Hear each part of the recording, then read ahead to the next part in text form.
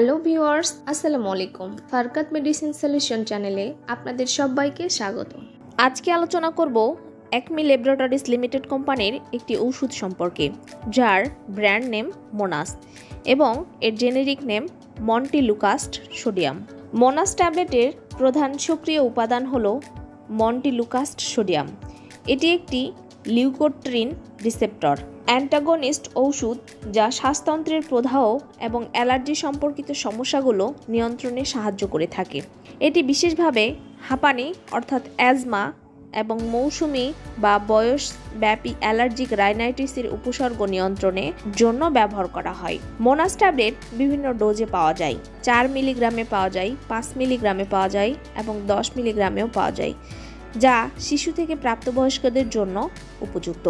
এটি সাধারণত দীর্ঘমেয়াদী চিকিৎসার জন্য ব্যবহার করা হয়ে থাকে এবং তীব্র হাঁপানির আক্রমণের জন্য উপযুক্ত নয়।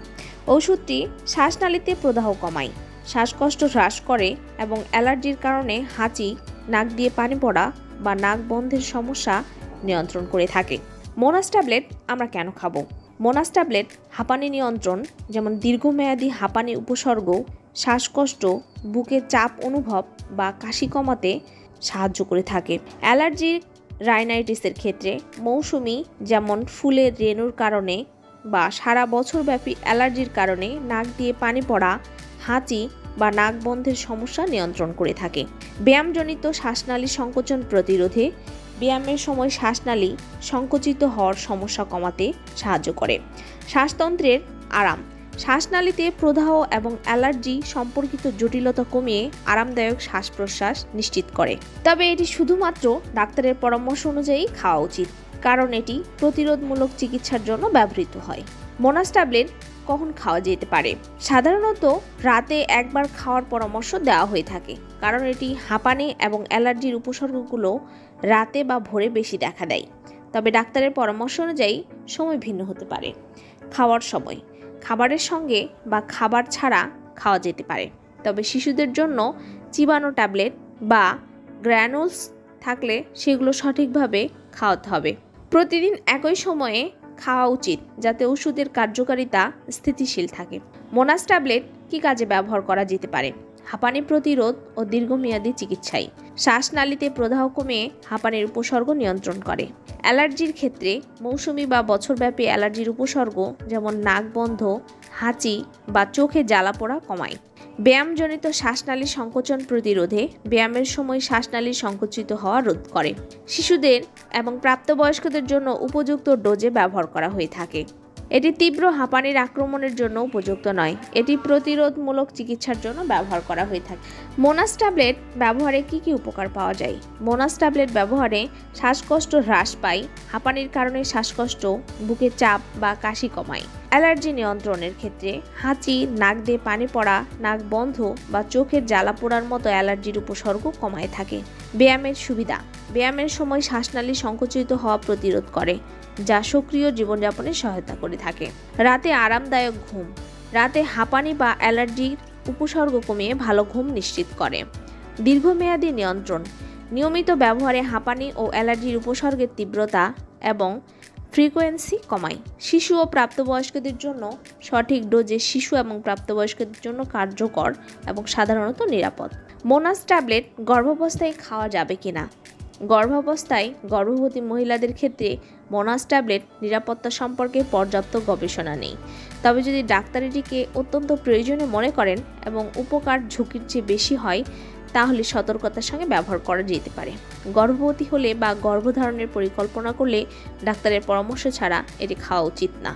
স্তন্যদানকালীন সময়ে মোনাস ট্যাবলেট মাতৃদুগ্ধে নিঃসৃত হতে পারে, তাই স্তন্যদানকারী মায়েদের ক্ষেত্রে এটি ব্যবহারের আগে ডাক্তারের সঙ্গে পরামর্শ করতে হবে। ডাক্তার শিশু নিরাপত্তার কথা বিবেচনা করে সিদ্ধান্ত নেবেন।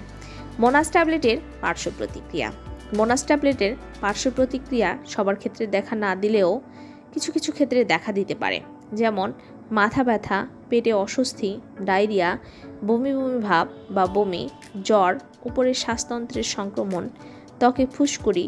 অস্বাভাবিক পার্শ্ব প্রতিক্রিয়াগুলোর মধ্যে উদ্বেগ বা অস্থিরতা, মাংসপেশিতে ব্যথা বা দুর্বলতা, মুখ শুষ্কতা, মাথা ঘোরা বা তন্দ্রা, ঘুমের সমস্যা, অস্বাভাবিক আচরণ বা মেজাজ পরিবর্তন ইত্যাদি দেখা দিতে পারে।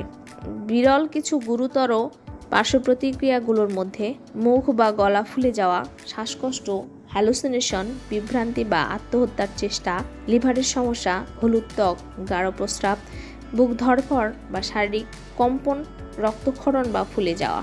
যদি কোনো গুরুতর পার্শ্ব প্রতিক্রিয়া দেখা দেয় বা সাধারণত পার্শ্ব প্রতিক্রিয়া দীর্ঘস্থায়ী হয়, তাহলে অবিলম্বে ডাক্তারের সঙ্গে যোগাযোগ করতে হবে। মোনাস ট্যাবলেট এর ব্যবহার বিধি: প্রাপ্তবয়স্ক এবং 15 বছরের বেশি বয়সীদের জন্য 10 মিলিগ্রাম ট্যাবলেট দিনে একবার খেতে পারবে। 6 থেকে 14 বছর বয়সী শিশুদের জন্য 5 মিলিগ্রাম ট্যাবলেট দিনে একবার খেতে পারবে। 2 থেকে 5 বছর বয়সী শিশুদের ক্ষেত্রে 4 মিলিগ্রাম চিবানো ট্যাবলেট বা গ্র্যানুলস দিনে একবার। 6 মাস থেকে 2 বছর বয়সী শিশুদের জন্য 4 মিলিগ্রাম গ্র্যানুলস দিনে একবার ডাক্তারের পরামর্শ অনুযায়ী অবশ্যই খাওয়াতে হবে। মোনাস ট্যাবলেটের কিছু সতর্কতা ও পরামর্শ: শুধুমাত্র চিকিৎসকের পরামর্শ অনুযায়ী এই ওষুধ সেবন করা উচিত। যদি মন্টিলুকাস্ট বা এর কোনো উপাদানের প্রতি অ্যালার্জি থাকে তবে এটি খাওয়া থেকে বিরত থাকতে হবে। গর্ভবতী বা স্তন্যদানকারী মায়েদের ডাক্তারের সঙ্গে পরামর্শ করে সিদ্ধান্ত নিতে হবে। এই ওষুধ কিছু ক্ষেত্রে উদ্বেগ, হতাশা বা আত্মহত্যার চিন্তার মতো মানসিক সমস্যা সৃষ্টি করতে পারে।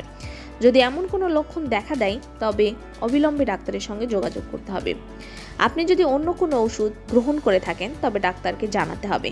মোনাস কিছু ওষুধের সঙ্গে প্রতিক্রিয়া করতে পারে। এই ওষুধের সঙ্গে অ্যালকোহল গ্রহণ থেকে বিরত থাকতে হবে, কারণ এটি তন্দ্রা বা অন্যান্য পার্শ্ব প্রতিক্রিয়া বাড়াতে পারে। যদি ওষুধ খাওয়ার পর মাথা ঘোরা বা তন্দ্রা অনুভব করেন তবে গাড়ি চালানো বা ভারী যন্ত্রপাতি পরিচালনা করা থেকে বিরত থাকতে হবে। শিশুদের জন্য ডোজ এবং ব্যবহারের পদ্ধতি ডাক্তারের নির্দেশ অনুযায়ী কঠোরভাবে মেনে চলতে হবে। তীব্র হাঁপানির আক্রমণের সময় এই ওষুধ কার্যকর নয়।